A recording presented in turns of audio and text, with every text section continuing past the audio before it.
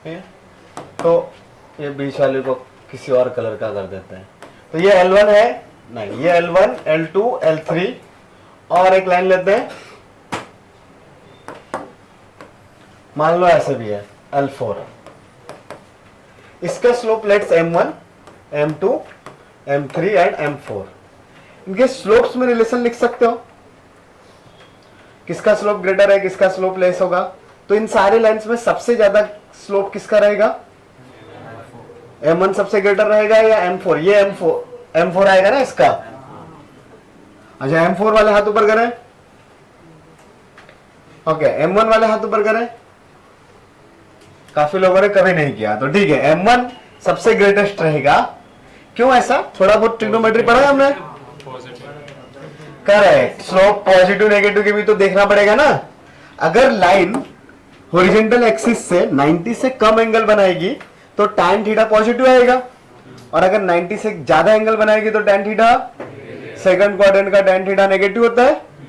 So M4 will be negative number, right. और इनमें अगर रिलेशन देखोगे तो obviously theta M1, M2, M3 में अगर आप रिलेशन ढूंढोगे तो M1 will be greater than M2, M2 will be greater than M3, right. But M4 इन सबसे स्मॉलर रहेगा बिकॉज M4 लेस देन 0 होने वाला है। अगर मैंने इधर और एक लाइन बनाई इस तरीके से, तो अभी नाम उल्टा देता हूं, मान लो ऐसे घूमते हुए आ रहे हैं ना, तो ये M4 है और ये M5 है। अब इन दोनों में कौन ग्रेटर रहेगा, M4 या M5? यहां पे क्या लिखूं अभी, M4 या M5?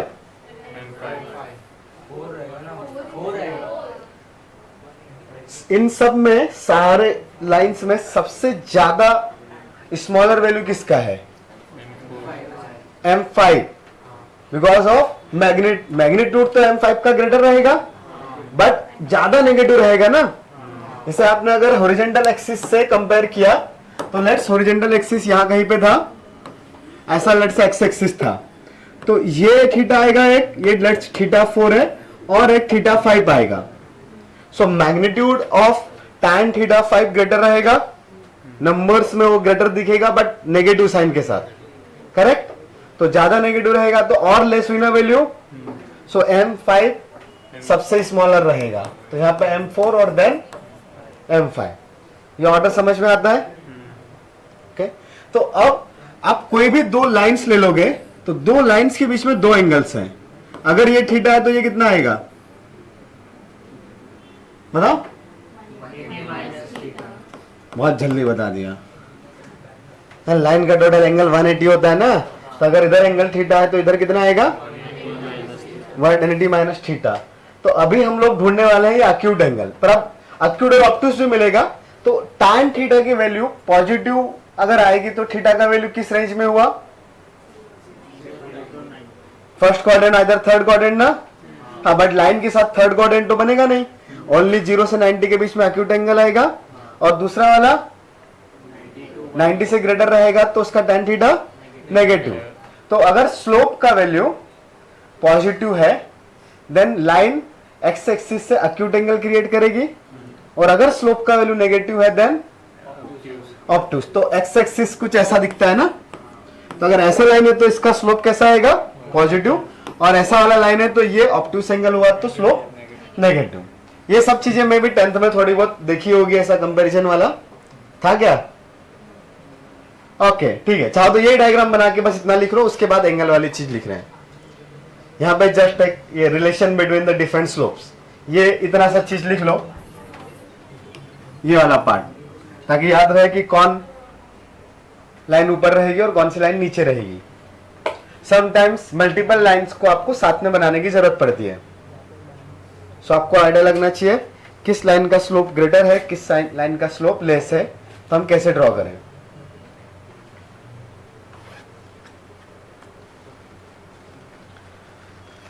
अच्छा एग्जाम में स्केल, इरेजर, पेंसिल तो ठीक है, पर स्केल और हाँ पेंसिल भी साथ अलाउ नहीं रहता है, पता है क्या तुमको? जेई में पेंसिल में मुझे कंफर्म नहीं है, बट इरेजर और स्केल अलाउड नहीं है। स्केल पर नंबरिंग रहती है ना, हाँ तो नहीं है, अभी रूल्स है तो रूल्स है। सो मतलब वो अनऑफिशियली लोग लेके जाते हैं, जो एग्जामिनर्स होते हैं अलाउ भी कर देते हैं, बट वो अलाउ नहीं, ओनली बॉल पेन ऐसा लिखा रहता है वहां पे। सो किसी किसी एग्जाम सेंटर पे वो आपको नहीं अलाउ करेंगे। सो आपको अब यहाँ पे लाइंस भी फ्री हैंड ही ड्रॉ करनी है, स्केल से ड्रॉ नहीं करना है। ओके, सर्कल भी हम लोग फ्री हैंड ही ड्रॉ करेंगे। हाँ, लड़कियां थोड़ा सा फायदा उठा सकती, कंगन निकाल के ड्रॉ कर लेगी, तो पहनते ही नहीं। देखो कड़ा पहन लेंगे ना लड़के लोग, देखो इसके पास है, ये सर्कल बना सकता है, बाकी सबको फ्री हैंड ड्राइंग ही करनी पड़ेगी।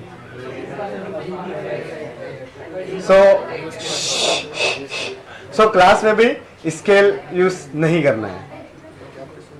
हाँ, कुछ लोग कर रहे हैं तो आगे से नहीं करेंगे।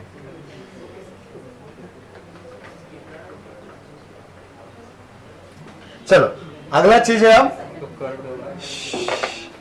एंगल बिटवीन लाइंस के लिए। So y is equal to m1x plus c1 and y is equal to m2x plus c2। तो लेट्स उनके बीच का एंगल अगर थीटा है,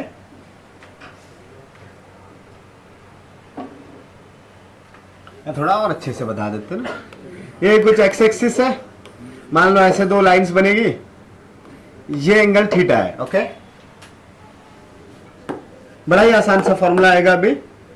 तो अगर फर्स्ट लाइन का स्लोप लेट्स m1 था, इसका m2 है, m2 is tan theta 2, m1 is tan theta 1, तो इस थीटा का वैल्यू कितना आएगा?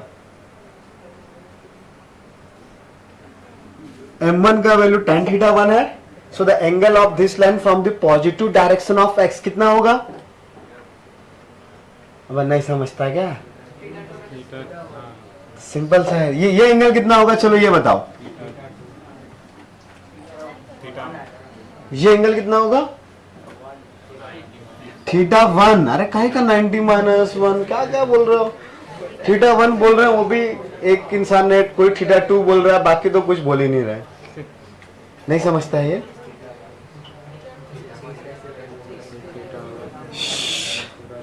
स्लोप समझता है ना, m is equal to tan theta. तो थीटा क्या होता है? एंगल फ्रॉम दी, अगर इधर x एक्सिस होता है, इधर एंगल थीटा है, तो इसका स्लोप कितना आएगा? tan theta. वेरी गुड, ये पता है ना सबको? तो अगर इसका स्लोप tan थीटा 1 है, तो हॉरिजॉन्टल एक्सिस के साथ इसका एंगल कितना बनेगा? थीटा 1। तो ये एंगल भी कितना आएगा? थीटा 1। Very good. और ये बड़ा सा एंगल थीटा 2, ये थीटा 2 है। तो ये थीटा का वैल्यू 2 माइनस थीटा 1। तो मुझे निकालना है दो लाइंस के बीच का एंगल जिनके स्लोप्स है m1 m2।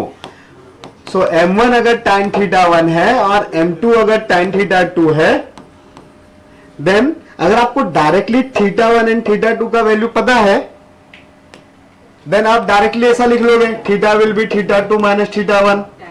बट आपको तो इंफॉर्मेशन m1 और m2 की है, तो वहां से एंगल ढूंढना थोड़ा सा डिफिकल्ट काम है, और वो बहुत अच्छे नंबर से आएंगे भी नहीं। Like tan theta is equal to 2/15। तो अभी वो डिग्री या रेडियन दोनों में कन्वर्ट करना हमारे लिए डायरेक्टली पॉसिबल नहीं है, तो हम लोग डायरेक्टली फॉर्मूला स्लोप के टर्म्स में ही निकालेंगे। तो क्या करें? करेक्ट, दोनों साइड में tan ले लेते हैं। तो tan theta will be tan of theta 2 minus theta 1। कोई फॉर्मूला है इसका? Correct. So tan theta will be tan theta 2 minus tan theta 1 divided by but अगर हमने इस थीटा को अक्यूट एंगल लिया, अब less than 90 greater than 0, then tan theta का वैल्यू पॉजिटिव आएगा। सही है? तो हम लोग क्या करते हैं, उसके लिए यहां पे मॉड लगा लेते हैं, बिकॉज एवरी टाइम पे अगर टू लाइंस के बीच का एंगल थीटा है, तो एक 180 माइनस थीटा भी क्रिएट होगा ही। करेक्ट? सो अगर अक्यूट एंगल है तो ऑब्वियसली ऑब्टूस एंगल भी वहां पे होगा, फॉर श्योर होगा। तो एक एंगल के लिए थीटा का वैल्यू नेगेटिव है, तो दूसरे एंगल के लिए थीटा का tan थीटा का वैल्यू पॉजिटिव। तो पॉजिटिव वाला अक्यूट रहेगा और नेगेटिव वाला ऑब्ट्यूस। तो हम लोग अक्यूट एंगल के लिए लिख रहे हैं, अगर ऑब्ट्यूस एंगल पूछा तो नेगेटिव यूज करेंगे, करेक्ट। हाँ, लेकिन आप tan थीटा को और अच्छे से लिखते हैं, तो tan theta 2 is m2, correct, and tan theta 1 is m1. So it will be m2 minus m1 divided by 1 plus m2 m1. Correct, m1 m2 m2 m1 एक ही बात है। बट ना जब भी कुछ ऐसा एक्सप्रेशन आएगा, नोट करने का टाइम मिलेगा, डिवाइड में जहां पे जीरो पॉसिबल है तो आपको दो केसेस लिखने पड़ेंगे, ठीक है। हाँ, जब वो जीरो हो रहा है और बाकी नहीं जीरो हो रहा है, तो नहीं जीरो के लिए तो ठीक है, ये कुछ भी एंगल आएगा। लेकिन यहां पे अब एंगल है, तो if theta is zero, theta zero का मीनिंग क्या हुआ, m1 इज इक्वल टू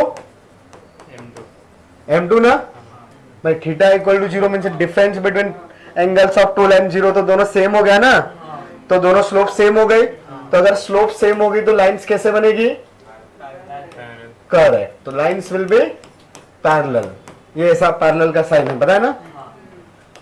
दूसरा, अब इसके लिए कंडीशन क्या है, यही m1 is equal to m2, कोई कंफ्यूजन।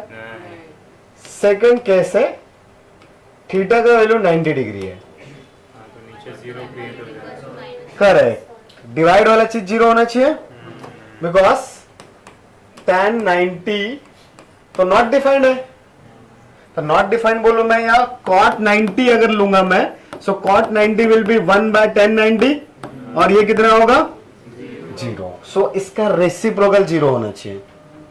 तो इसका रेसिप्रोकल मीन्स कौन, 1 plus m1 m2 bye m2 minus m1 का मॉड, अगर ये जीरो आ रहा है, सो 1 प्लस m1 m2 जीरो होना चाहिए क्या। तो ये बड़ा ही फेमस रिलेशन आया, m1 m2 is equal to -1। So अगर दो लाइंस परपेंडिकुलर है, म्यूचुअली परपेंडिकुलर है, देन उनके स्लोप्स का मल्टीप्लिकेशन कितना होगा, -1। और अच्छे से लिखो तो m2 will be -1 by m1, the negative reciprocal of m1, correct.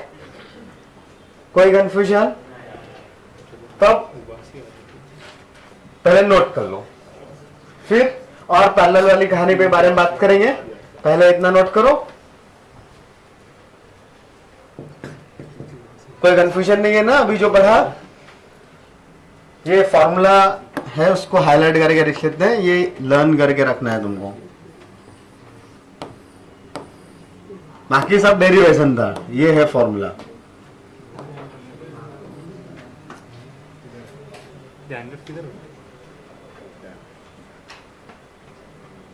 आगे चीज तो डेरिवेशन थे, ठीक है, फॉर्मूला लर्न होना ही चाहिए।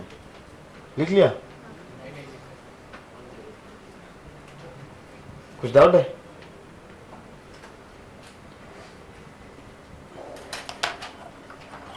होमवर्क क्या था, 3 और 3 4 और एक्सरसाइज के 10। तो 3 4 दोनों ही डाउट में चले गए।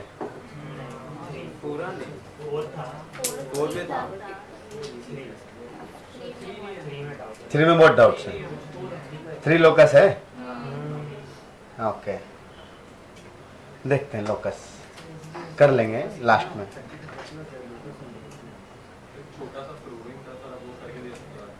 हाँ, सब कर लेंगे ना बाद में, अभी ये पढ़ लेते ना। क्या प्रूफ करना है तुमको,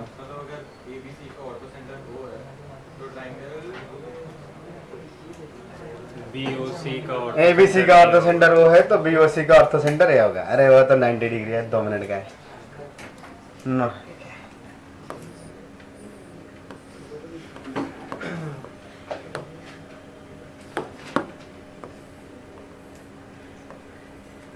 ये मान लो अल्टीट्यूड था ना इधर,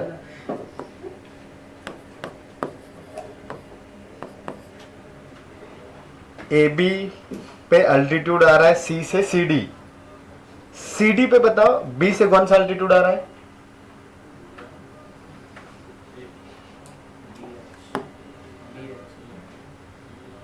एल्टीट्यूड मतलब 90 डिग्री क्रिएट करने वाला।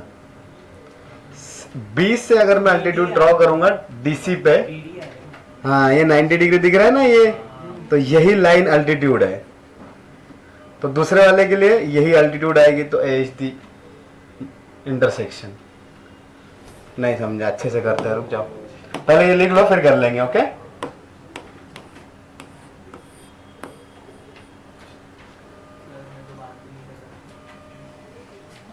अच्छी बात है बेटा। तो यहाँ पे शांत बैठो, वहां बैठे हो तुम। कौन सी ठंडी लग रही है, बेवकूफ बना रहे हैं। रोज ही तो बैठते हो, मेरे को क्या पता। विक की तीसरी क्लास में, अपना जब थर्ड क्लास चालू हो जाएगा ना विक में, तब।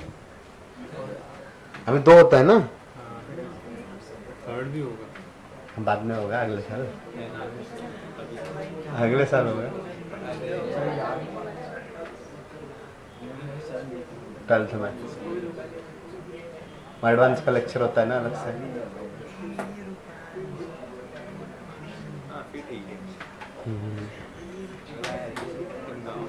नहीं नहीं नहीं, अभी नहीं रहे, अभी तो ऑलरेडी इतने लेक्चर्स हैं। चलो हो गया।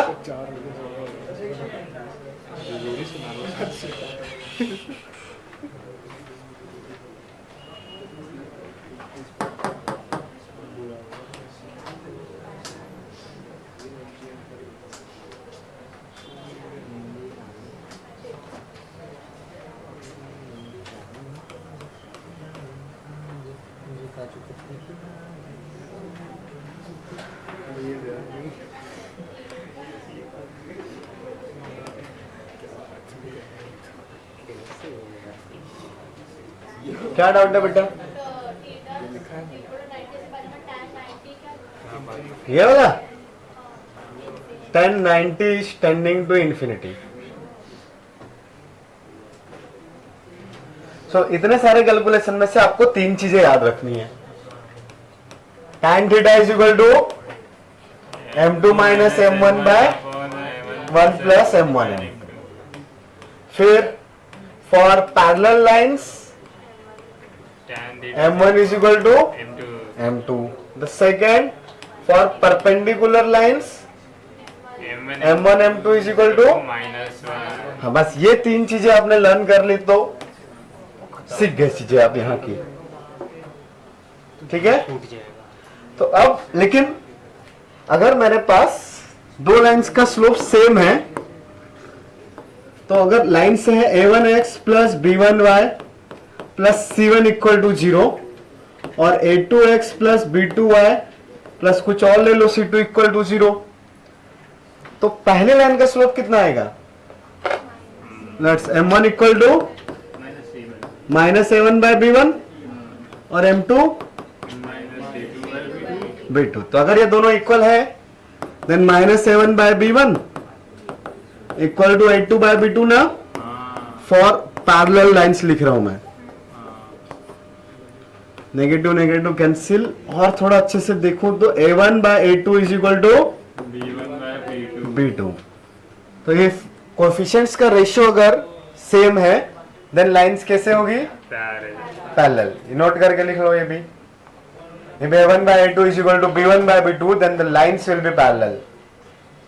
क्या डाउट है बेटा यहाँ पे?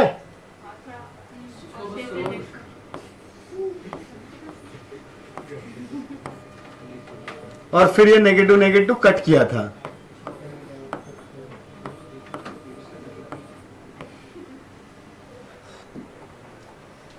सब यहां से और 2 चीजें हम लोग माइंड में रखेंगे।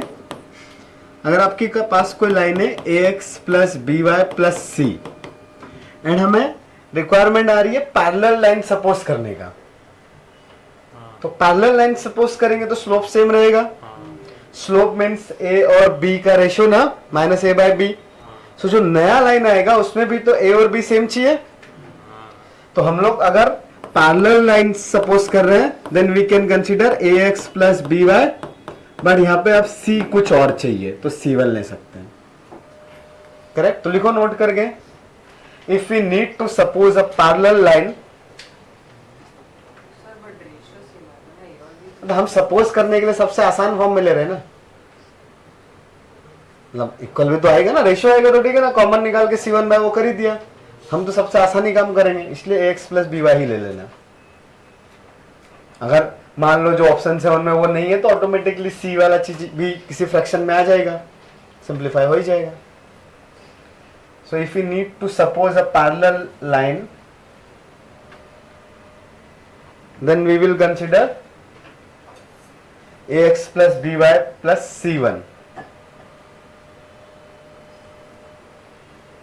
एंड फॉर परपेंडिकुलर लाइन हम लोग क्या सपोज करेंगे,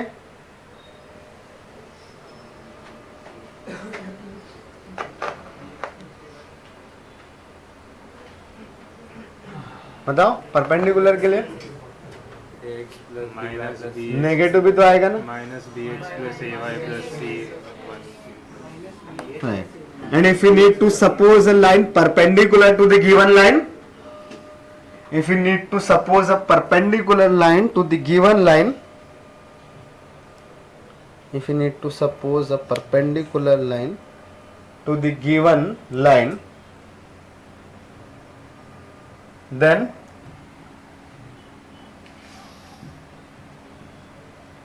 क्या कंसीडर करेंगे, तो उसके लिए स्लोप नेगेटिव रेसिप्रोकल चाहिए, राइट। तो x का कोफिशिएंट और y का कोफिशिएंट आपस में इंटरचेंज होना चाहिए, प्लस उनके रेशियो का साइन भी चेंज होना चाहिए। सो आइदर ए आइदर बी, किसी एक का साइन चेंज कर दो। तो अगर मुझे परपेंडिकुलर लाइन सपोज करना है, then it will be bx minus ay plus यहां पे मैं कुछ भी ले सकता हूं c2। अब इस लाइन का अगर स्लोप देखोगे तो कितना आएगा, minus of b by minus है, that is b by, right. And given line का स्लोप कितना था, minus a by a by b, तो दोनों का मल्टीप्लीकेशन माइनस होना है, करेक्ट। तो बस इससे कुछ 5 सेकंड आपके बच जाएंगे। अगर परपेंडिकुलर लाइन सपोज करनी है तो जस्ट कोफिशिएंट्स को इंटरचेंज किया एंड बीच का साइन चेंज कर दिया, ओके। हाँ, ये भी लिख लिया, ये भी for perpendicular line we will consider the bx minus ay plus c2। कौन सी लाइन के लिए ये नहीं लिखा बेटा तुमने, मैंने लिखा क्या, परपेंडिकुलर लाइन, पैरेलल लाइन, किसकी परपेंडिकुलर, फॉर गिवन लाइन ना। हाँ, तो गिवन लाइन ये थी, लिख लो साथ में ax plus B Y plus C. हाँ, parallel to the given line and perpendicular to the given line. तो क्वेश्चन करोगे छोटा सा इस पर, एक बहुत छोटा सा,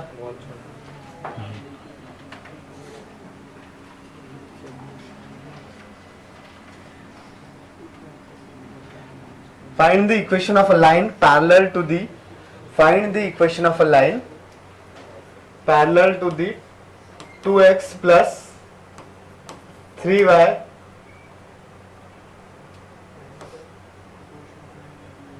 equal to 1, find the equation of a line, नहीं क्या लिखा, हाँ, find the equation of a line parallel to the line 2x plus 3y equal to 1 and making a triangle in first quadrant of area 20, नहीं 20 चलेगा, 20 units, and making an triangle of area 20 square units in first quadrant। First quadrant में बना रहे हैं, ठीक है।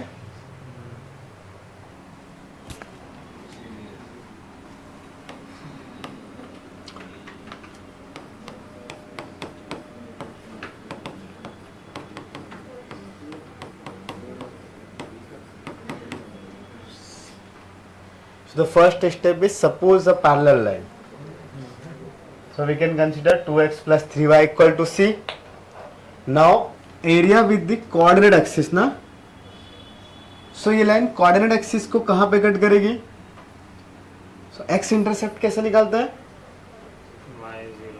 y equal to 0 put करें, So if y equal to 0, then 2x is equal to c. So x is equal to c by 2. So this point will be c by 2 comma 0. Similarly y intercept बताओ, x को 0 put कर देंगे, correct. तो x को 0 put किया तो 0 plus 3y is equal to c. So y coordinate will be c by 3. तो 0 comma c by 3. Then क्या बोला है क्वेश्चन ने, एरिया कैलकुलेट कर सकते हैं. Area will be half base into height ना. तो ओ ए बी, लेट्स मैंने ऐसे नाम दिया, तो half O A into O B आएगा क्या, and what will be the length of O A, c by 2, and O B will be c by 3, and this value is 20 ना. सो c का value कितना आया बताओ, हाँ 240 c स्क्वायर. बट c तो the possible values are plus minus root 240 ना. So दोनों consider करेंगे या ओनली वन,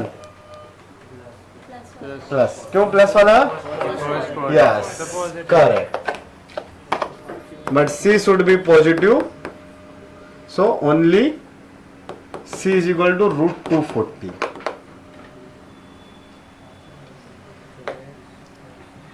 मिल गया आंसर. किसका किसका आया था, ओके.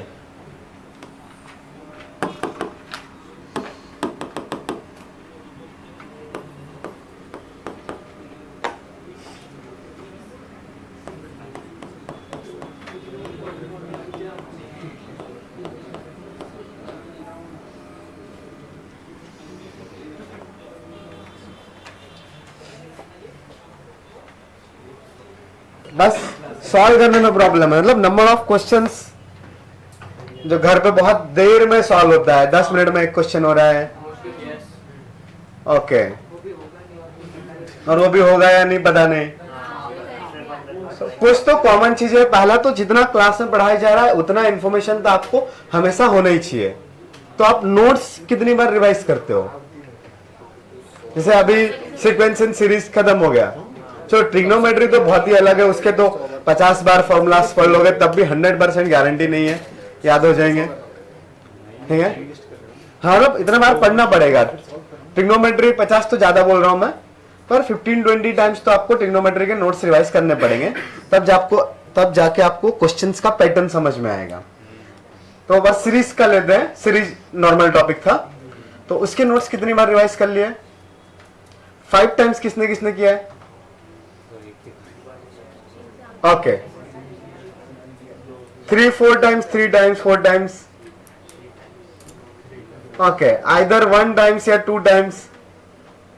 और जिन लोगों ने अभी तक हाथ ऊपर नहीं किया, एक भी बार नहीं किया, हाँ बस कुछ परसेंट है वैसे भी.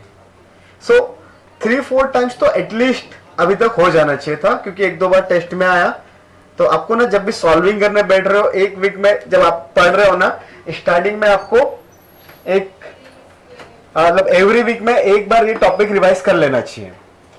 ऐसा नहीं होगा कि एवरी टाइम एवरी टॉपिक को आप एवरी वीक में रिवाइज कर रहे हो, बट जो अभी चल रहा है करंट टॉपिक, इसका वीक में एक बार तो रिवीजन हो जाना चाहिए. सो वो इन्फॉर्मेशन अगर आपके पास नहीं रहेगी तो आपको ना वो क्वेश्चन जब आएगा तो उसको कैसे स्टार्ट करना है, वो प्रोसेसिंग करने में टाइम लग जाएगा. या फिर ऐसा होगा कि जो राइट वे है वो ना अटेम्प्ट करके आप किसी और वे से जा रहे हो, फिर आपको सॉल्व करते करते क्लिक होगा, अरे अरे ऐसा नहीं करना था, दूसरा वाला तरीका था, तो वो तो टाइम गया ना. तो इंफॉर्मेशन थोड़ी सी बढ़ानी पड़ेगी, और क्वेश्चन थोड़े से कम हो रहे हैं. तो एक काम करते हैं, कोई प्रैक्टिस सेशन रखेंगे जहां पे बैठ के सिर्फ क्वेश्चंस करेंगे. x plus Y is equal to 4, 2x minus 3y equal to 2. क्या था क्वेश्चन, इन दोनों का इंटरसेक्शन पॉइंट निकाला, सबका आ गया. क्या आया, 14/5 comma 6/5.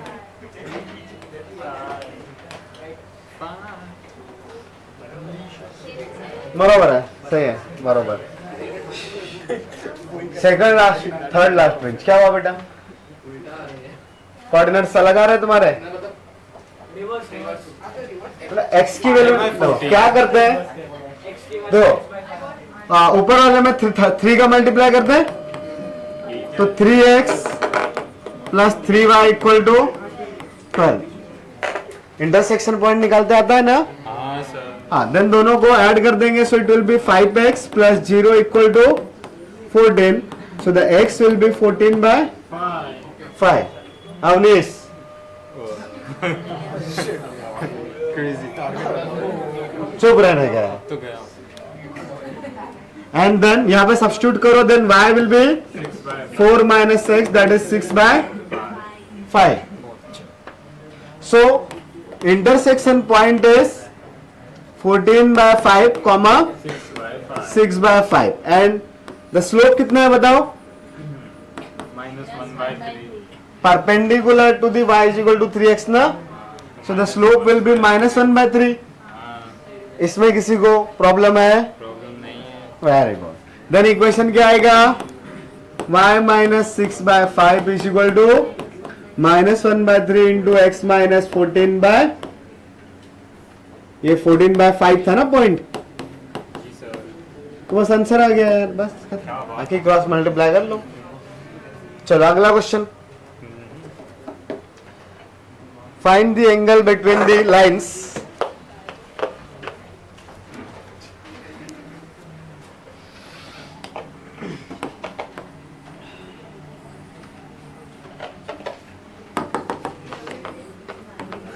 Find the angle between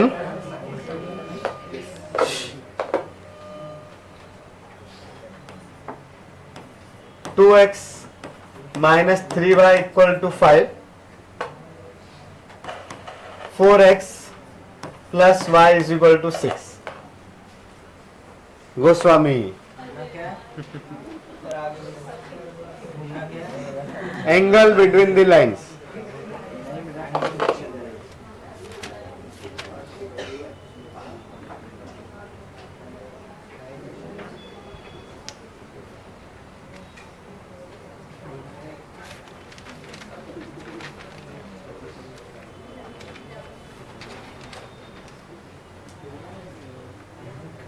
Find the angle between the given lines. So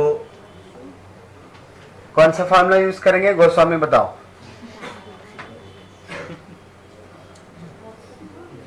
कौन सा फॉर्मूला यूज करें, कभी जिंदगी में पढ़ा है ऐसा, कब पढ़ा था, कितने साल पहले, अभी मतलब इसी साल, कितने दिन पहले, एक हफ्ता पहले,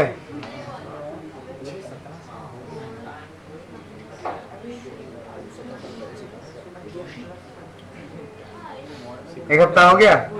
अबे कौन से टाइम जोन में हो,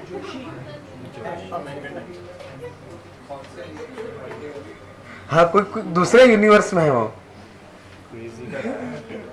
आज ही की क्लास में पढ़ा है बेटा।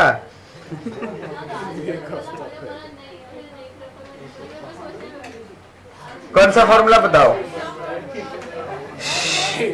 कौन सा फॉर्मूला है एंगल बिटवीन द लाइंस के लिए, simultaneous equation. Very good, tan theta वाला बोल के दिखाओ बिना नोटबुक में देखे हुए। नहीं नहीं नहीं, m के टर्म्स में, डायरेक्टली m के टर्म्स में बोलो, m2 minus m1 1 plus m1 m2, बस यहाँ पे m1 और m2 सब्स्टिट्यूट कर दो, आंसर आ गया। क्या है आंसर, tan इनवर्स ऑफ 14/5। सबका 14/5 आया, तो सबका सही आया होगा। बताओ बेटा m1 क्या है, नहीं इधर देख के, चलो तुम बताओ बेटा, what is this slope of, अभी उससे पूछ रहा हूँ, चुप बैठ। हाँ स्लोप बताओ फर्स्ट लाइन का, 2 ना ना ना, हाँ हाँ ऐसा ही कुछ था, लेकिन -2/-3 ना, वो एक माइनस जो हमने इंट्रोड्यूस करवाया, तो बचेगा क्या 2/3, वो माइनस कैंसिल आउट हो गया, सिमिलरली M2 बताओ, तुम ही बताओ M2 4 या -4? ए उसको भी सीखने दे यार, तुमने इधर से देख लिया, अब उसको सीखने दे ना। -4 करेक्ट। यहां पे सब्स्टिट्यूट करो तो क्या आएगा, mod of -4 -2/3 divided by 1 plus 2/3 into 4। So LCM ले सकते हैं, तो -12 -2/3 divided by 3 -8/3, 3 cancel out, -14 by -5। So mod है, so it will be 14/5। So if tan theta is 14/5, then theta will be tan inverse of correct. The theta will be tan inverse of 14/5. लिख सकते हो अभी अगला question. किसका किसका correct गया, हाथ ऊपर करें। हाँ वेरी गुड, हाथ नीचे कर। तुम्हारा हाथ ऊपर है, ये ऐसा हाथ ऊपर करते हैं।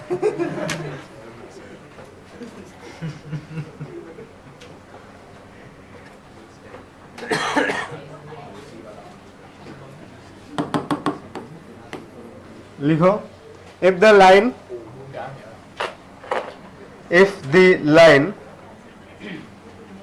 अच्छे से लाइन बोलो, 3x plus 4y is equal to 12। अच्छे से नंबर्स लो यार। 3x plus 4y equal to 12 intersects the coordinate axis। If the line 3x plus 4y is equal to 12 intersects the coordinate axis at point A and B,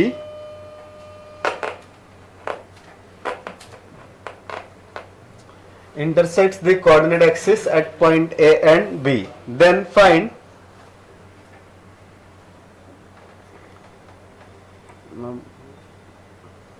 कितने सब question लोगे, 2 के 3? गधो एक पे आ जाते हैं।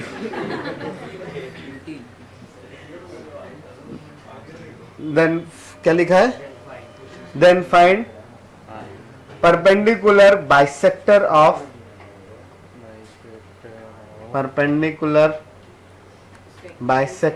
Of A B. A capital A B नाम दिए ना हमने, इसी का second part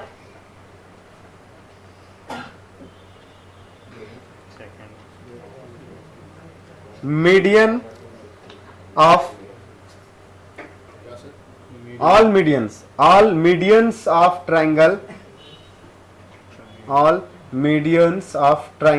AOB, O being origin, all medians of triangle AOB, O being origin।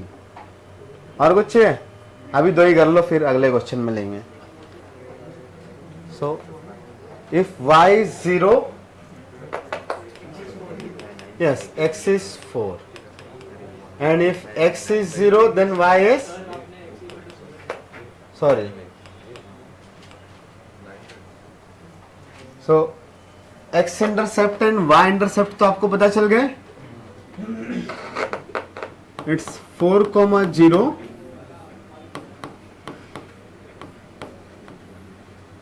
और इधर 0,3 और ये ओरिजिन। यहाँ पे परपेंडिकुलर बाइसेक्टर मीन्स ये अगर ए और बी है तो ए बी के मिड पॉइंट से पास होने वाली परपेंडिकुलर लाइन, ये होगा परपेंडिकुलर बाइसेक्टर। तो उसका इक्वेशन चाहिए।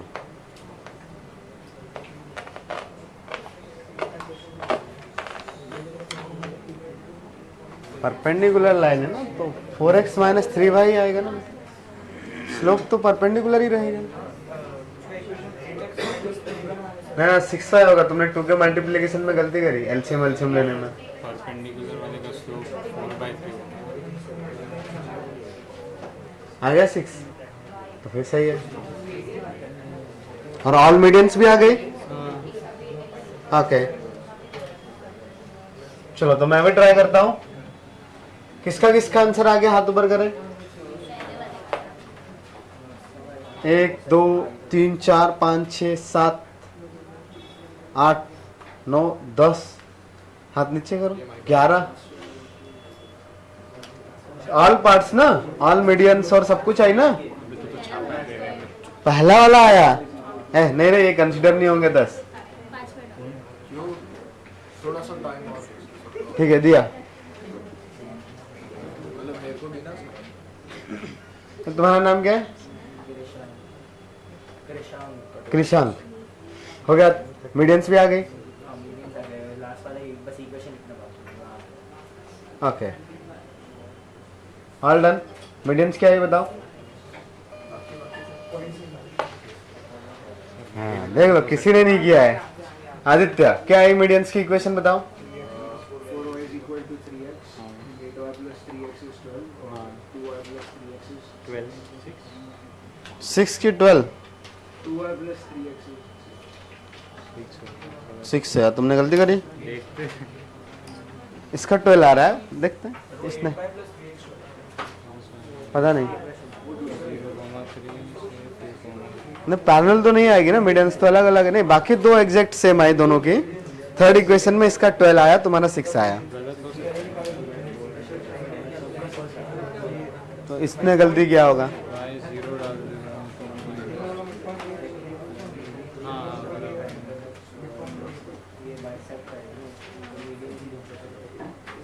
y 0 दे दिया। सही 6 आया। हाँ, मैं 3 दे दिया, 0 था। हाँ इसने गलती करी। चलो sine 3 theta by sine theta बताओ। Sine 3 theta by sine theta.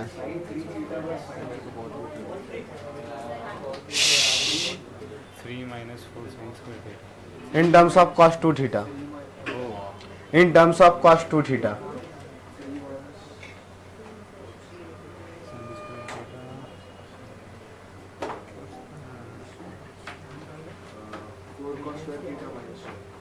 cos 2 theta के टर्म्स में पूछे हैं।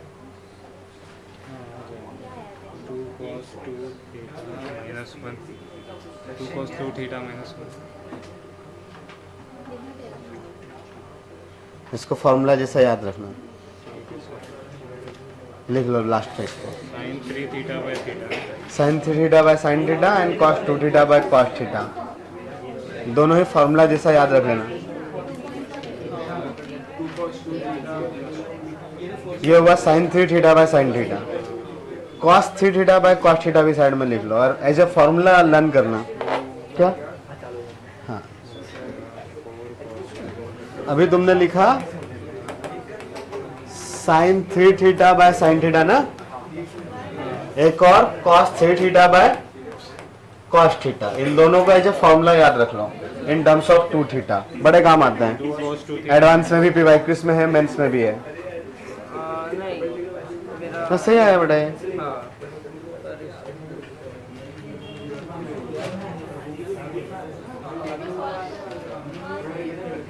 हो गया अपना, सॉल्व कर गए। नहीं आ रहा है, चलो मैं ट्राई करता हूं।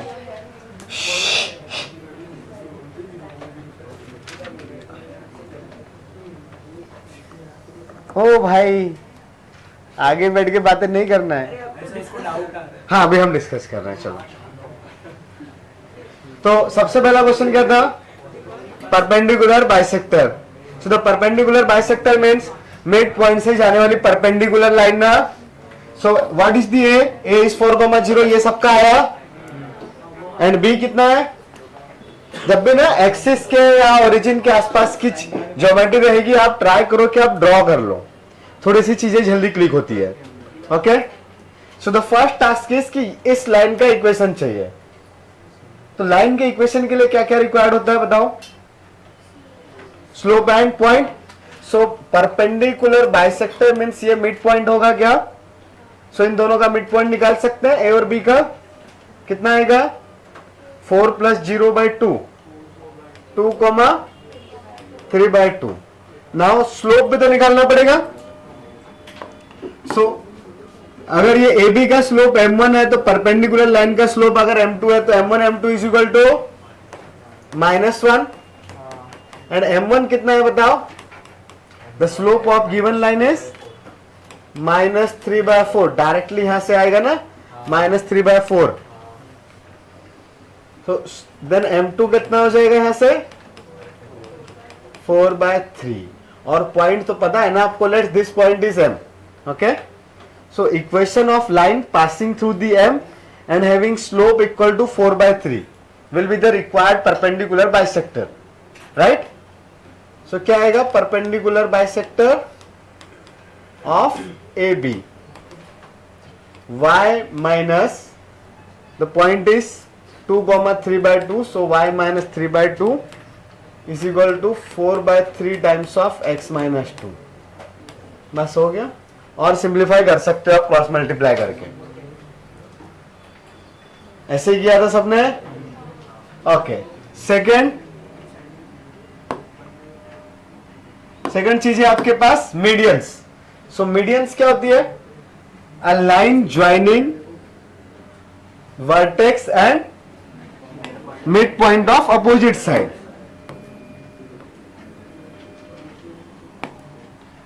जिसको डाउट है वो मेरे से पूछ ले, आपस में बातें नहीं करें।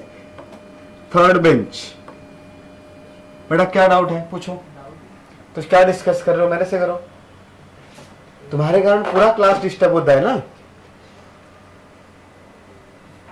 वो ऐसा होता है ना, घर में ठीक है कुछ चल रहा है लेकिन अपने कान के पास ऐसे मच्छर आके करता है, समझ में कुछ नहीं आता क्या बोल रहा है वो, लेकिन मन करता है ऐसे दबोच लो उसको। समझ में आता है कि मच्छर क्या बोल रहा है? हाँ, तो बस ये सब कुछ कुछ बातें करते रहता है।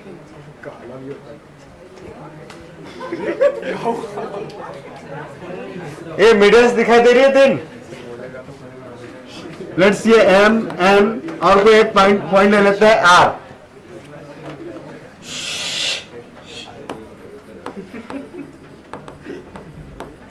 सो मीडियंस फर्स्ट ओ एम।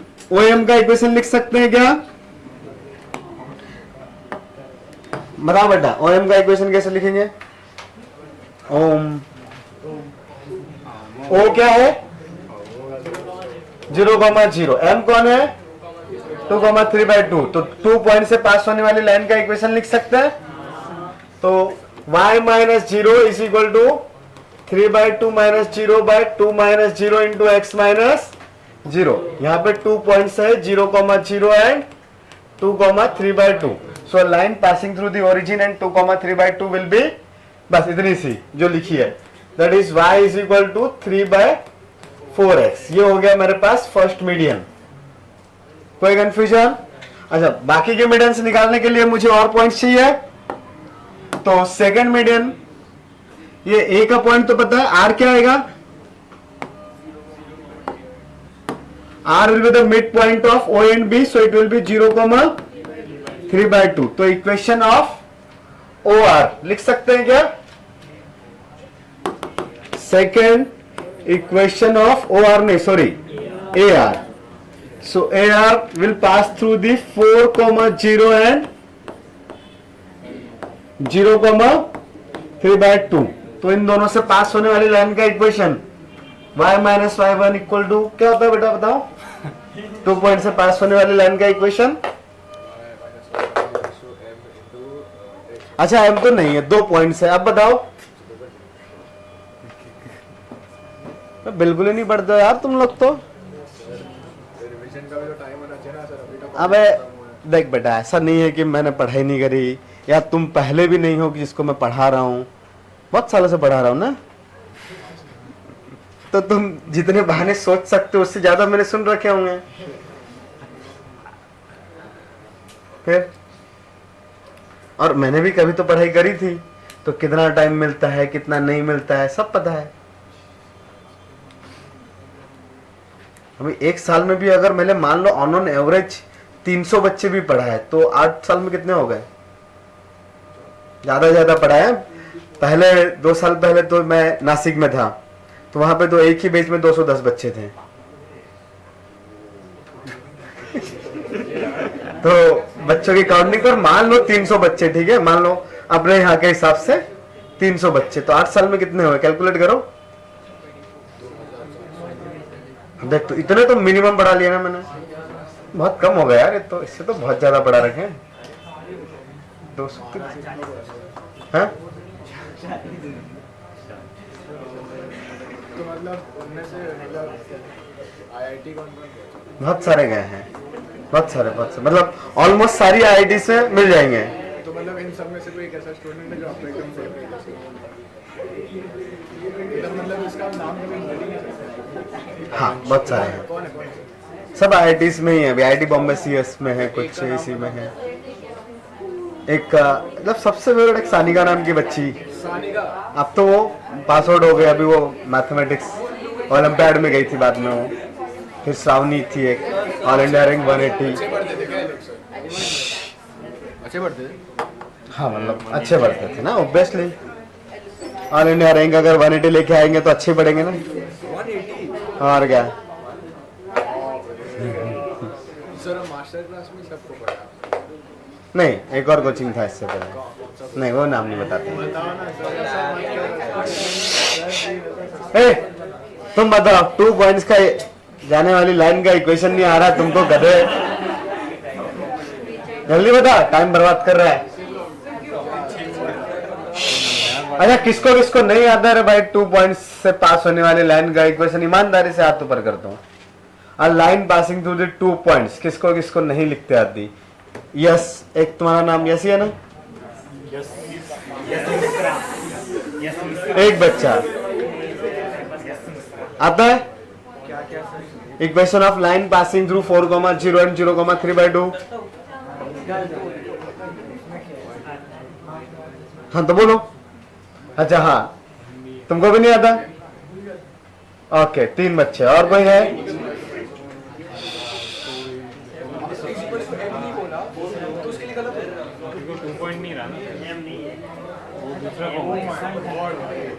धन्य है तुम्हारी जिंदगी। चलो बताओ बेटा। ए बेटा, सेकंड में जी तुम लोग के ना नाम याद रखने पड़ेंगे सर, डांटने में मजा आएगा। बहुत बार पूछ लिया, ऐसे नहीं याद नहीं होना। लिस्ट लेके आऊंगा इधर फोटो के साथ में, इधर रखूंगा मैं ऐसे दरवाजे पे। हाँ ये कर सकते हैं फोटो के साथ में।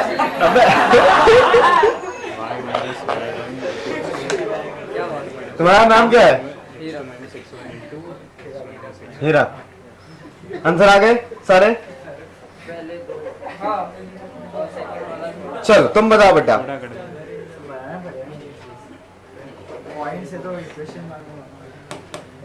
ध्यान से ना देख लिया करो। ये x1, y1, x2, y2, तो y minus 0, 3/2 minus 0 divided by वो y कोऑर्डिनेट्स का difference divided by x coordinates का डिफरेंस, क्या आएगा? 0 माइनस 4 इंटू एक्स माइनस 4। इधर 0 यूज किया ना, तो थोड़ा और सिंप्लीफाई करेंगे। So y is equal to 3/2 into minus 4 into x minus 4। So y is equal to minus 3/8 into x minus 4। Cross multiply करते सबको आता है ना? So it will be 3x plus 8y is equal to 12। Third वाली, the third median passing through the vertex B। अगर diagram के पास जाएंगे वापस से ट्रायंगल के पास, तो क्या है देखते हैं। ये डायग्राम में कुछ समझ में भी आ रहा है कौन सी लाइन क्या है? हाँ मैंने ट्राई किया, डिफरेंट डिफरेंट कलर्स आपको दिखे। ये था एक पॉइंट B और ये है N, तो B और N से जाने वाली लाइन जो रहेगी वो रहेगी ना थर्ड मीडियन। तो उसके लिए N के कोऑर्डिनेट्स रिक्वायर्ड है क्या? सो N के कोऑर्डिनेट्स क्या आएंगे बताओ बेटा?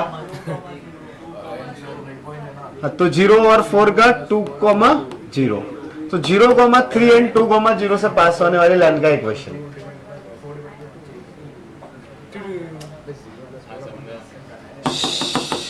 सो थर्ड मीडियन हुई पासिंग 3, 0,3 एंड 2,0।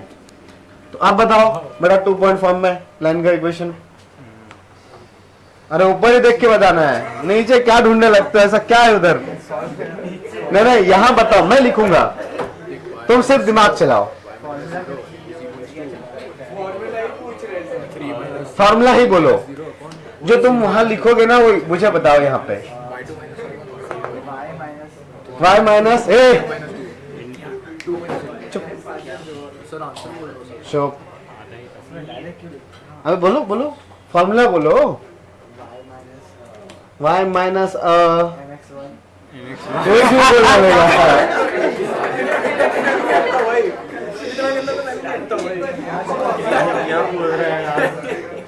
चलो तुम बताओ। y minus y1 y2 minus y1 by x2 minus x1। चलो आगे बढ़ने का एक फायदा हो गया इसको, वेरी गुड। अभी लेकिन इससे पॉइंट पुट करना बाकी है। कौन सी भैया? अच्छा चलो बताओ बेटा, x1 y1 कौन है? इसके आगे बताओ। हाँ तो सब्स्टिट्यूट करो ना बेटा। मान लो मुझे नहीं आता है, तुम मुझे बताओ। y minus 3 is equal to 3 minus 0 upon, मुझे लगा ज्यादा दिमाग चल रहा है। ठीक है, 0 माइनस 3 अपॉन 2 माइनस 0 2 की 0 x माइनस, वेरी गुड, सही बता दिया तुमने। तो y minus 3 is equal to minus 3 by 2 into x. और सिंप्लीफाई करने का मन है तो 2y plus 3x is equal to 6।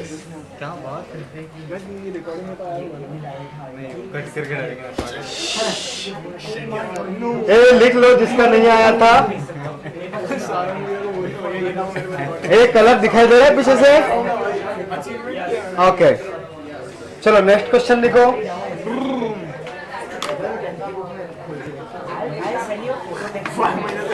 Kriyansh, Kriyansh ना तुम्हारा नाम? कृषांक, हाँ कृषांक। चलो अगला क्वेश्चन लिखो।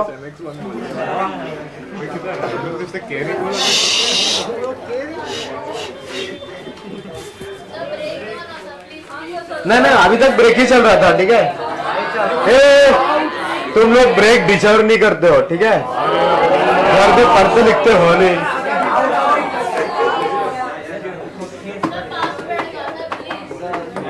बट 30 मिनट का तो क्लास बच्चा है, लिख लो।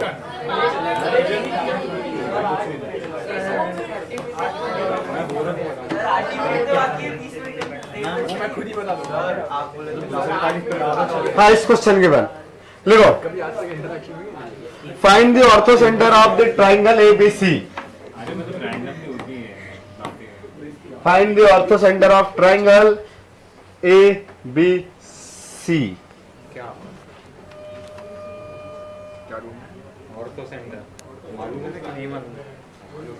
क्या होता है ortho centre? Ortho centre point है तो पॉइंट डिफाइन करोगे ना, इक्वेशन क्या डिफाइन करोगे? Orthocentre is a point, so उसके कोऑर्डिनेट्स फाइंड करो। किसका इंटरसेक्शन होता है orthocentre? Altitudes, correct. So find the altitudes and then intersection of altitudes. ABC and A is 0,8, B is 2,4 and the C is 6,8.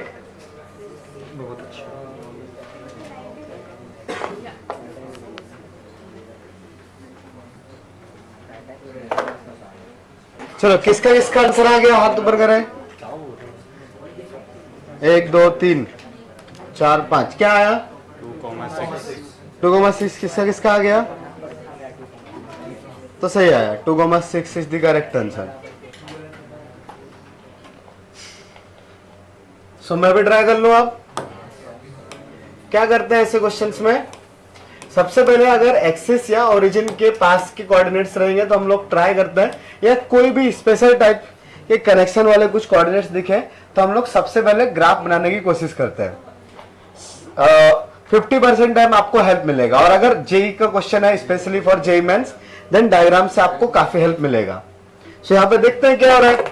0,8 draw किया, let's x axis, तो 0,8 will be on y axis ना, 0,8। Now 2,4 किधर आएगा, 2,4 let's यहाँ पे आ गया 2,4, and third point is 6,8, तो ये लाइन भी तो 8 पे आएगी ना। सो कुछ ऐसा ट्रायंगल है क्या? वेरी गुड, ये तो बढ़िया काम हो गया। अब पूछा क्या है, ortho centre. So ortho centre is the intersection point of altitudes. तो ऑल अल्टीट्यूड्स तो कॉन्करेंट होते हैं, सो कोई भी 2 अल्टीट्यूड्स निकाल लेते हैं। सो फर्स्ट अल्टीट्यूड, तो अल्टीट्यूड क्या होता है, वर्टेक्स से अपोजिट साइड पे perpendicular, right. So A B and C, AC is horizontal line. जो हॉरिजॉन्टल लाइन का इक्वेशन मतलब y is equal to constant, ये पढ़ा ना हमने, और वर्टिकल लाइन का x is equal to constant. सो ये जो लाइन रहेगी अल्टीट्यूड, मान लो इसका नाम मैंने दिया P, और we can say B dash, okay. So the altitude B dash will be parallel to y axis ना। यस सर, तो x कोऑर्डिनेट ही देखना है ना उसका, यस सर, कितना है x कोऑर्डिनेट, 2, तो इसका इक्वेशन B डैश का इक्वेशन आ जाएगा x इज इक्वल टू 2। बताओ, इसमें किसी को कोई कंफ्यूजन? कोई नहीं। So the one altitude is x equal to 2। कोई और अल्टीट्यूड ले लेते हैं। हाँ sir, so altitude is the ऐसा कुछ अपोजिट साइड्स पे परपेंडिकुलर ड्रॉ करना है, राइट। ये B था, इसको मैं लेता हूं A dash.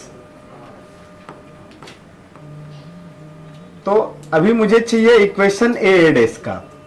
So for A dash, इसके इक्वेशन के लिए उसके ऊपर कोई पॉइंट रिक्वायर्ड है? भाई लाइन का इक्वेशन चाहिए ना, तो कोई पॉइंट पता है क्या? पता नहीं। कौन सा? 0,8। करेक्ट, A ही पता है, दैट इज 0,8। एंड स्लोप भी तो चाहिए ना।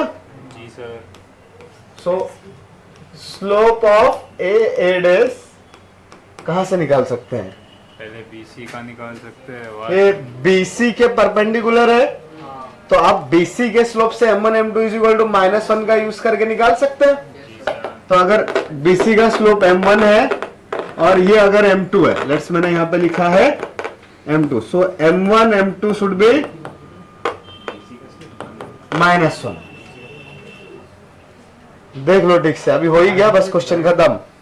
हाँ, लेकिन अभी m1 कितना आएगा?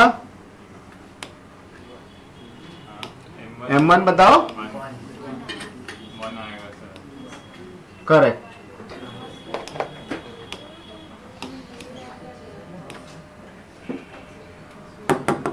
So m1 is slope of BC। 2 points को ज्वाइन करने वाली लाइन का स्लोप। सो ये क्या है, 2,4 और ये 6,0। सो 4 - 0 डिवाइडेड बाय 2 - 6। सही कर रहा हूं क्या? नहीं सर, वो 8 है सर। कौन सा? 4 minus 0 नहीं, 4 minus 8 है सर। 4 - 8 था। हाँ सर, ओके, तो 4 - 8 बाय 2 - 6 -4 बाय, 1 आ गया सर। सो ये 1, तो m1 इज 1, देन m2 का value -1। Then equation of A dash का इक्वेशन बताओ। y - 8 equal to -1 times of x - 0। तो ये y - 8 इज इक्वल टू, तो ये आ गया मेरे पास सेकंड अल्टीट्यूड। तो 2 अल्टीट्यूड्स का इंटरसेक्शन निकाल सकते हैं। कैसे निकालेंगे? तो x का वैल्यू 2 है, यहां पे पुट कर दो। तो intersection, just put x is equal to 2, तो y minus 8 is equal to -2, so y is equal to 6। तो ये जो इंटरसेक्शन पॉइंट आया वो आया 2,6। तो ऑर्थो सेंटर इज 2,6। कुछ समझ में आया? ओके अच्छा, अगर मैंने पूछ लिया होता अल्टीट्यूड ऑफ वर्टेक्स सी या अल्टीट्यूड फ्रॉम द वर्टेक्स सी, तो निकाल सकते हो? बहुत अच्छे से निकाल सकते हाँ बहुत अच्छे से निकाल सकते हैं ना। Perpendicular bisectors of all sides, निकल जाए। वो भी आ जाएगा। अभी किया ना एक क्वेश्चन परपेंडिकुलर बाइसेक्टर वाला, फिर से करने की जरूरत है? बिल्कुल नहीं। मीडियन वाला नहीं। तो ट्राइंगल के पास में 3 चीजें हम सीख चुके हैं, मीडियन का इक्वेशन निकालना, अल्टीट्यूड्स का इक्वेशन और परपेंडिकुलर बाइसेक्टर्स। हाँ एक चीज और होती है जिसका इंटरसेक्शन इन सेंटर होता है, कौन? Angle bisector. वो स्ट्रेट लाइन के एंडिंग में आएगा, उसके लिए बढ़िया सा फॉर्मूला है। ठीक है, तो याद तो वो सारे सेंटर्स के लिए वो जो फॉर्मूलास पढ़े थे हमने स्टार्टिंग में, इन सेंटर, सरकम सेंटर, याद आ रहे हैं सबके? हाँ वो सब फॉर्मूलास यूज करो, बट वैसा डेटा होगा तब। अदरवाइज इन लाइंस का इक्वेशन निकाल के इंटरसेक्शन फाइंड करो। जैसे इसी क्वेश्चन में करना नहीं है, जस्ट पूछ रहा हूं कि अगर मैंने पूछा होता कोऑर्डिनेट्स ऑफ सरकम सेंटर, तो क्या करते? वो जो पहले फॉर्मूला पढ़ा था, sin 2a into x1 plus sin 2b into x2 plus sin 2c into x3 by sin 2a plus sin 2b plus sin 2c, जो मेरे सिवाय साथ किसी को याद नहीं है। बिल्कुल। हाँ ये फॉर्मूला पढ़ा था ना, हाँ सर पढ़ा था। तो वो फॉर्मूला याद करके वो अप्लाई करोगे या कोई और मेथड यूज करोगे? कौन सी? परपेंडिकुलर बाइसेक्टर निकाल सकते हैं ना? अच्छा जे मेंस का ये सेंटर्स ढूंढने वाला बड़ा ही इंपॉर्टेंट पार्ट है। अब कुछ 5-7 चीजें हैं जो ज्यादा पूछता है, उनमें से एक है सेंटर्स वाला पार्ट। ठीक है, बस जस्ट इतना ही इंपॉर्टेंट नहीं है स्ट्रेट लाइन में, बट ये भी स्ट्रेट लाइन की इंपॉर्टेंट चीजों में ही आता है। ओके अगला चीज,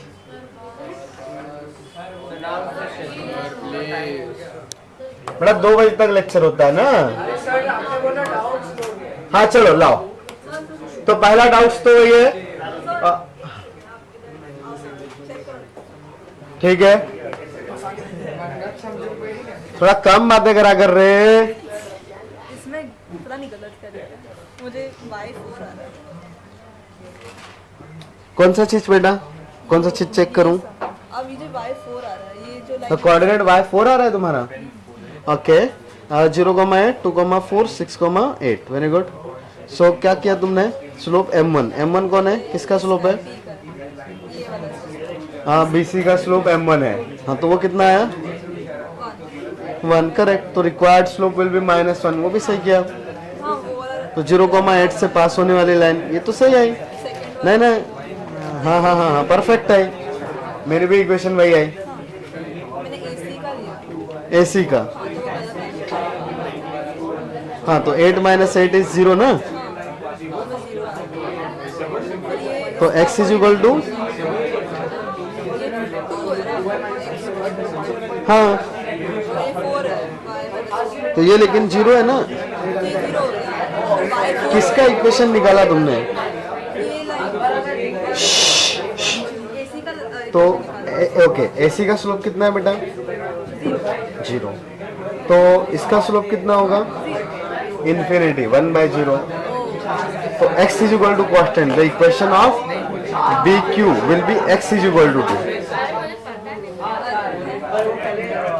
ये 0 है ना m1, तो वो m2 डैश विल बी 1/0। तो y - 4 is equal to 1/0 x - 2। तो इस 0 को इधर भेजोगे, इसलिए ये गलत हुआ। डायरेक्टली याद रखो, the vertical line x is equal to constant, horizontal line y is equal to constant. हाँ बेटा अभी वैसे भी डाउट्स करने वाले ना, ना ए बस बस बस बस डाउट्स, कुछ डाउट था ना तुम्हारे? तुमने ही किया था ना डाउट्स का? कौन था? अच्छा 19 था। ओके चलो, एक तो कॉमन डाउट मूवी सबका ही रहेगा, जिसने जिसने सॉल्व करने के लिए ट्राई किया होगा। कोई भी ट्राइंगल है, ए ट्राइंगल ए बी सी, ओ भाई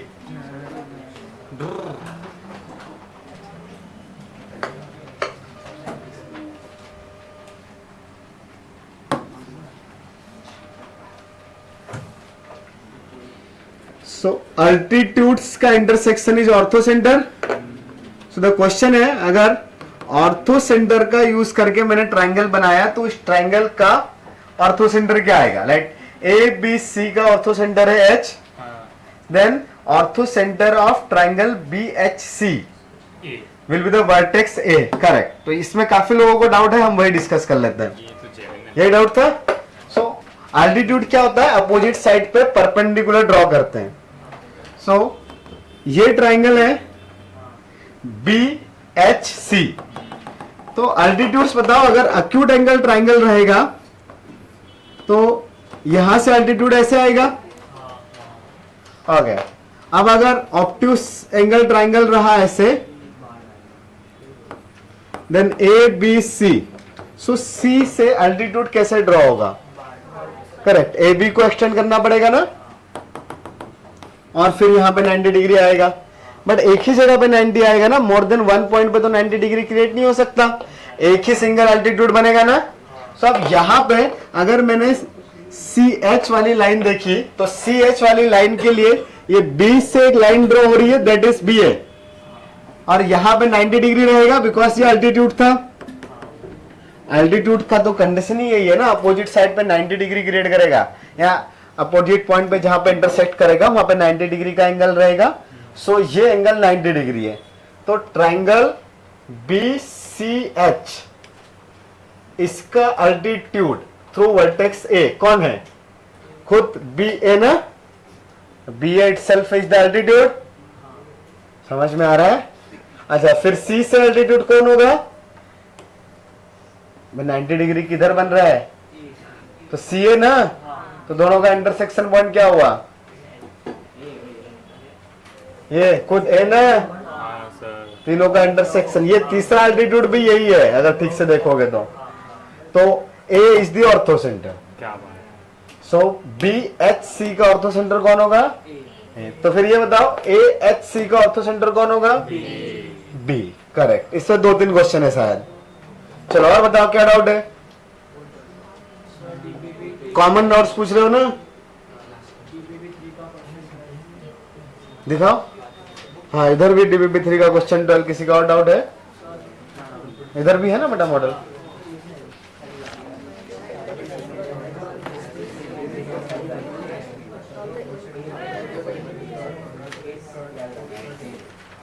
ये तो बहुत ही ज्यादा आसान दिख रहा है।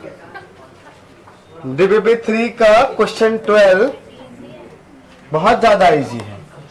2PA is equal to 3PB। कौन है यार जो बातें कर रहा है, डिस्कशन कर रहा है? डिस्कशन भी नहीं करना है, क्लास में आवाज नहीं चाहिए।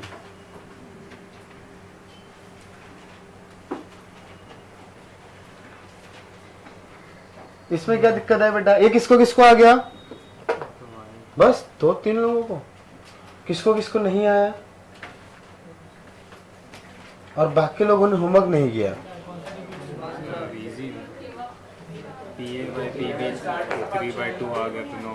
DBB3 question number 12। बाप रे। हाँ, अब देख के बताओ किसको किसको आ गया, हाथ ऊपर करें। इसका अलग है, यहाँ पे तो अलग है। अच्छा हाँ, PDF का अलग है थोड़े से ना। तो तुम्हारा कौन सा, PDF वाला की PDF से गया ना सर?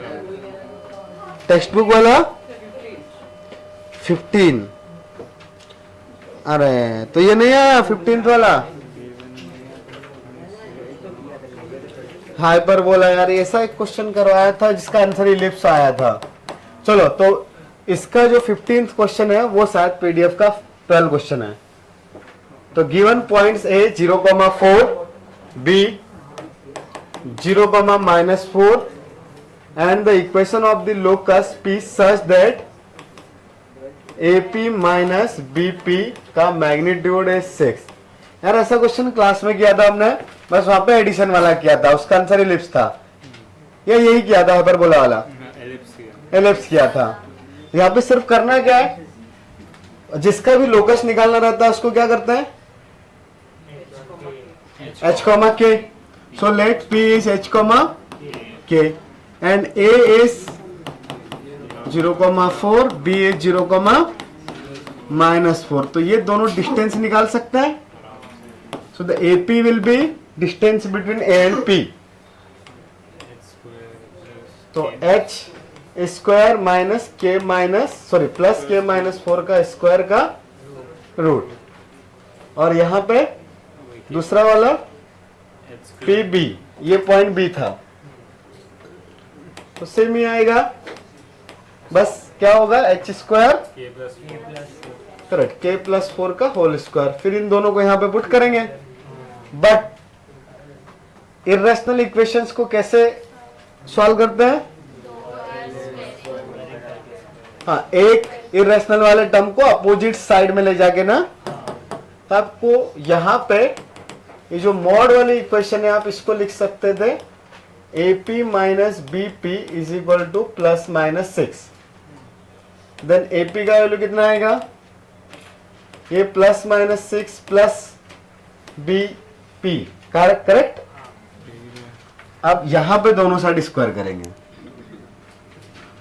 तो ये root of h square plus k minus 4 the whole square equal to BP क्या है, root of h square plus k plus 4 square +-6 the whole square.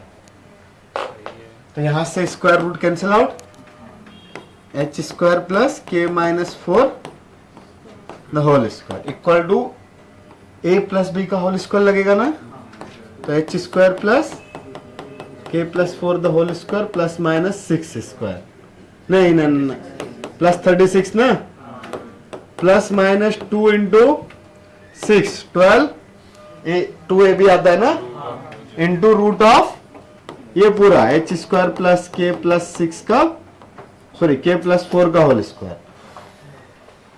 ओ भाई यहां से h स्क्वायर गया, फिर क्या करेंगे, इसको ओपन करेंगे, फिर उधर से k स्क्वायर वाले टर्म्स कैंसिल आउट होंगे, 4 भी कैंसिल आउट होंगे, तो बचेगा कितना, यहाँ पे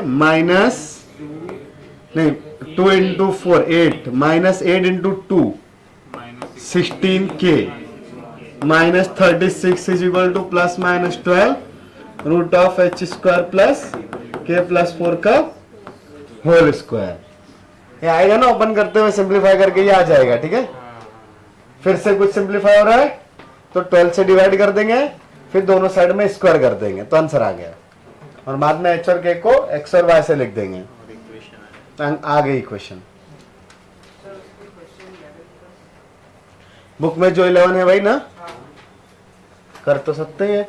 ये समझ में आया क्या, कुछ मेहनत ज्यादा नहीं, मतलब मेहनत ज्यादा है, ऐसा बहुत बड़ा अलग कॉन्सेप्ट कुछ नहीं था।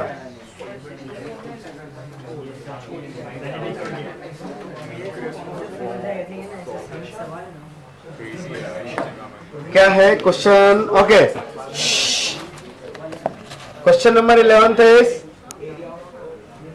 ओ भाई एरिया Krishank, the locus of centroid of the triangle whose vertices are a cos t, a sin t,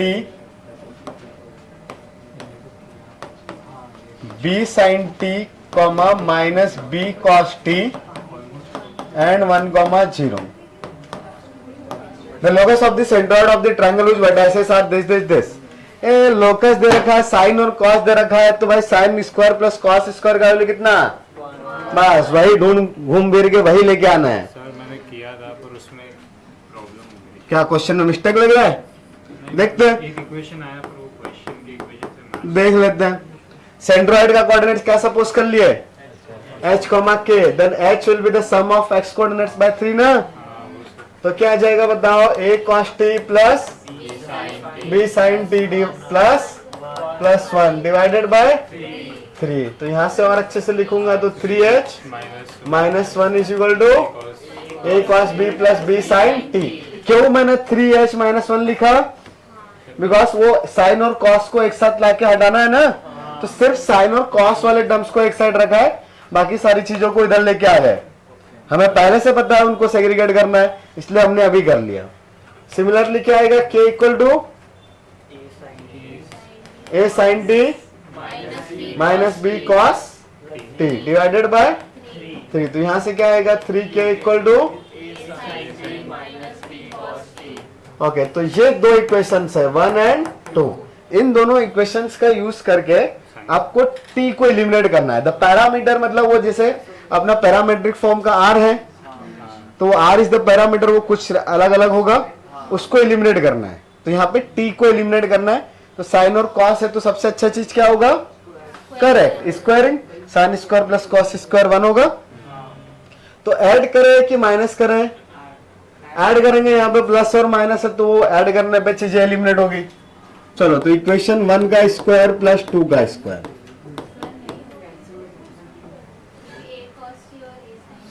अरे सब होगा रे बेटा। तो 3h माइनस 1 का होल स्क्वायर प्लस 3k the whole square is equal to a cos b plus a cos t, sorry, a cos t plus b sin t the whole square plus कितना, हाँ, a sin t plus b ना minus होगा, minus b cos t। अब ये actually ये जो expression लिखा हुआ है ना, ये बहुत ही आसान है। एक बार अगर आपने खुद से सॉल्व किया होगा ना, तो अगली बार इसका रिजल्ट ओरली भी लिख सकते हो, a square plus b square है ये, और बहुत ही कॉमन यूज है इसका। ओपन करेंगे तो a square cos square t plus b square sin square t plus 2ab cos t sin t। दूसरे वाले का स्क्वायर बोलो, a square t plus minus 2ab cos t sin। तो ये लास्ट वाली चीजें cancel out. So a square common निकालेंगे तो यहाँ पे क्या आएगा, cos square plus sin square, कितना आएगा, a square plus, sorry, sin square plus cos square is 1। हाँ, कितना बचेगा, a स्क्वायर प्लस, हाँ बस, हाँ आंसर आ गया ना, और क्या चाहिए। 3x माइनस 1 का होल स्क्वायर प्लस 3 का whole square is equal to a square plus b square, बस। क्वेश्चन नंबर 7, फिर से बोलो, ओके। क्या इतना बड़ा देख के छोड़ दिया,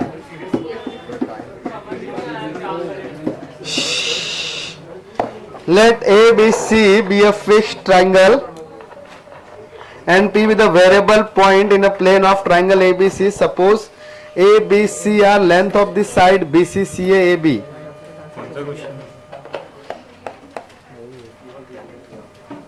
Opposite two angle ABC respectively if A into PA square plus B into PB square plus C into PC square is minimum, then point P with respect to triangle ABC will be the in center. क्या रहेगा answer, centroid, ये नहीं आया, fourth दिया ना, इन centre, तो सही है। क्वेश्चन क्या है, कोई भी ट्रायंगल है,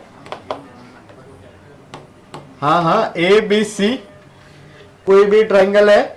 अब इसके अंदर में कहीं पे कोई एक पॉइंट है पी, इसके अंदर में कुछ भी हो सकता है, इधर इधर इधर इधर कुछ भी हो सकता है, कोई पॉइंट है पी।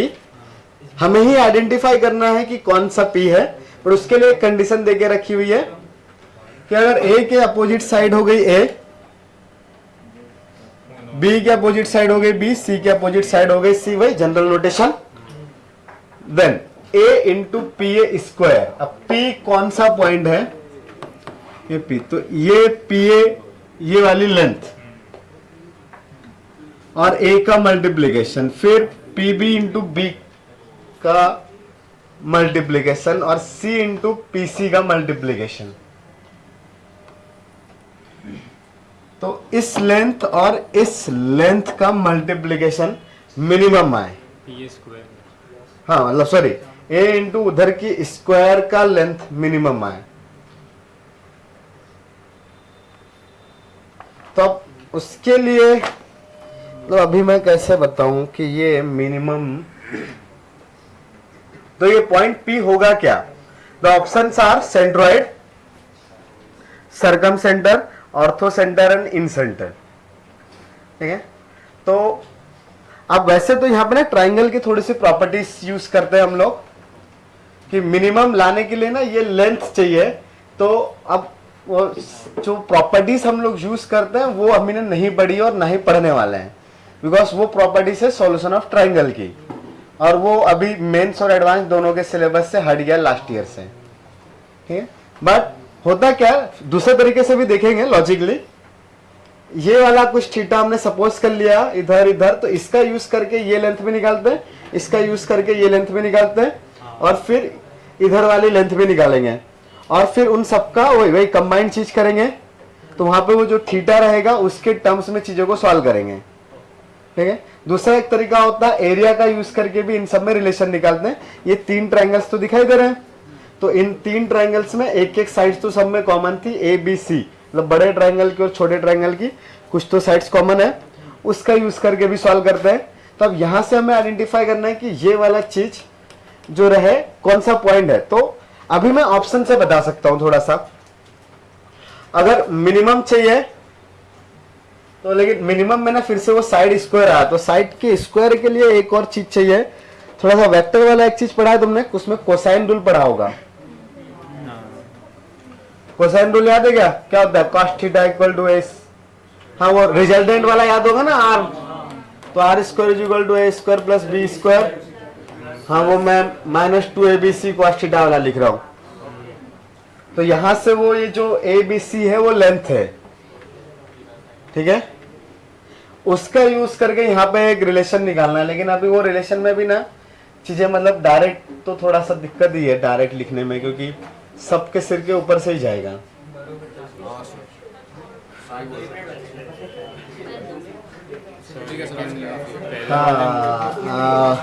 सर पहले वाले मॉड्यूल में सॉल्यूशन ऑफ ट्रायंगल्स दिया हुआ है पूरा, हाँ नहीं वो हर जगह पे है क्योंकि सीईटी में है। तुम पढ़ने नहीं वाले? पढ़ेंगे सीईटी के लिए ना बाद में 12th के एंड में। अच्छा एक तरीका और, थोड़ा सा अगर तुमको सर्कल आता है तो देखो, अगर सर्कल में ऐसा कुछ पता है तुमको, ऐसे 2 टेंजेंट्स होती है, तो अगर ये पॉइंट P है, मान लो ये पॉइंट मैंने ले लिया B, ये कुछ ले लिया M और N, तो एक्चुअली उन्होंने पूछा क्या है पता है तुमको? ये पॉइंट अगर N लिया मैंने तो ये ऐसा कुछ दिखाई दे रहा है, तो BN का स्क्वायर इंटू P की लेंथ पूछी है, नहीं उल्टा उल्टा, 2 times of BN will be A, 2 times भी नहीं, कुछ पोर्शन वो बाद में देखेंगे। तो BN इंटू ये BP मतलब ये वाली लेंथ ना, तो BP का स्क्वायर, ये वाला चीज पूछा है, ठीक है। तब यहां पे लेकिन ये चीज मिनिमम आए तो इस ट्रायंगल से इसका कंप्लीट वैल्यू हम लोग लिख सकते हैं किसी एक टर्म में। तो अगर ये इन सेंटर है तो एवरी साइड के लिए ये वाला तो आर आएगा, तो इसका वैल्यू आर के टर्म में लिख सकते हैं, दूसरे वाले का भी वैल्यू आर के टर्म में लिख सकते हैं, सबका वैल्यू आर के टर्म में लिखेंगे तो वहां से वो मिनिमम मिलेगा किसी पर्टिकुलर आर के लिए। तो आप सोच सकते हो कि वो अभी इन सेंटर हुआ, ठीक है। और पर ये प्रॉपर वे नहीं है सॉल्व करने का, और तरीके हैं जो अभी हम डिस्कस नहीं कर रहे हैं, ठीक है।